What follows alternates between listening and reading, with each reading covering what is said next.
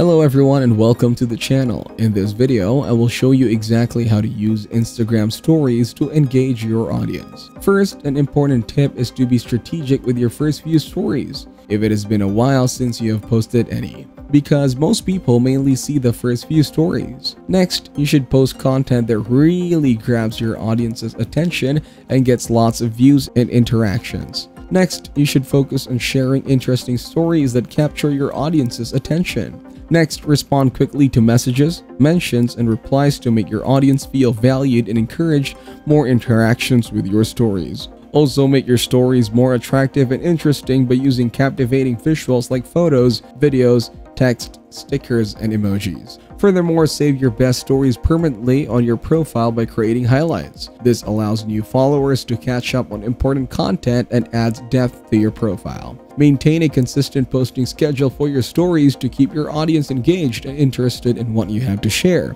Also, you can share your stories on other social media platforms or embed them on your website to reach more people and make them more visible. By following these steps for your Instagram stories, you can engage your audience and build a stronger connection with your followers over time. Thank you everyone for watching. Hope you got some value.